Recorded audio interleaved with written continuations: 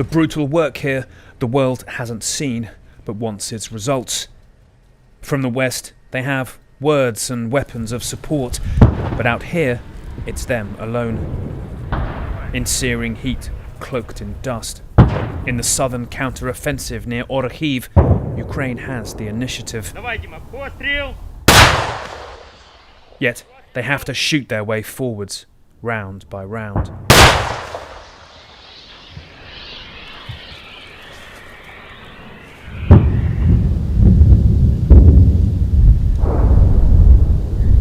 The Russians are just past the building on the horizon.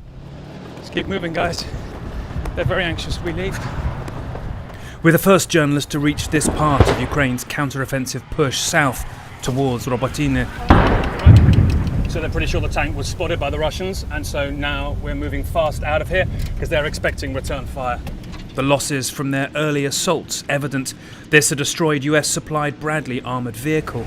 In this thick dust, these tankers moving forwards to fire at Russian positions, which they say are beginning to look in peril as Ukraine's southern counter-offensive pushes forwards. The 15th National Guard have lost many friends here, but also gained ground. It has been incredibly tough, but some faces we saw over the past week have brightened. Robotyne has got closer. Some of the assessment of their fight and the tools given towards it grates here. They're being expected to do things no NATO army would attempt, with equipment they'd scoff at. The Humvee we travel in, with tyres so threadbare, no American soldier would be expected to drive it. They have no time for armchair assessments that they're failing. Вони помиляються. У нас є успіхи, але все залежить від того, як вони закріпилися. Перше, це недооцінення противника. And that underestimation is visible here, in the nearest town of Orkhiv, pummeled by the main problem, Russian air superiority and the half-ton bombs they drop. At any moment, it may not matter how much cover you have. We take cover in a basement. One day, 20 rockets hit in as many minutes. The wait now is for what they think is another missile to come in and land. The smell of death haunts the rubble, where entire lives have been torn through. Now, this was the main humanitarian aid point of the town, and weeks ago this was where the remaining locals would be hiding out, getting shelter from airstrikes, but it's taken a direct hit and quite a few people lost their lives when this explosion happened. You can still smell the explosive in the air. In Moscow's warped world of targeting, it is these men, the military medics, who feel hunted. The underground world in which they live is hidden, as their last two triage points have been bombed. And in the 3 hours a day they spend above ground, this is what happens. This is rare footage of their frontline rescues.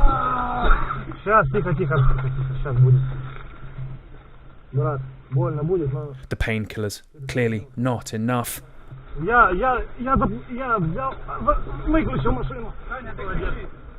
Treatments given at up to 100 miles an hour. Over bumpy, shelled roads. It seems miraculous anyone makes it. In the back of this armoured vehicle, not everyone has. These transfers perilous, their vehicles bunched together, perhaps visible to Russian jets. Sometimes they don't all come back.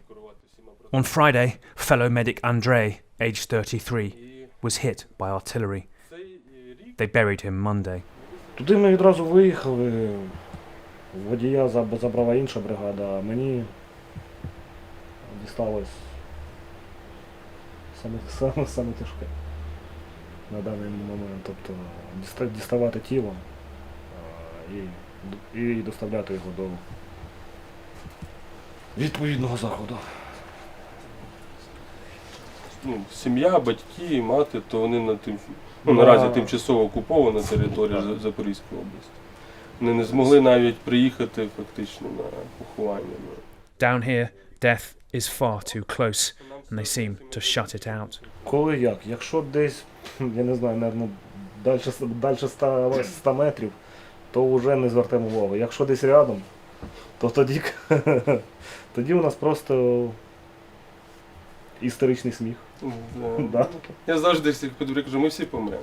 Але трошки пізніше, колись там, років через 50. They need the war to end in months, though, not years, before nothing but dust is left.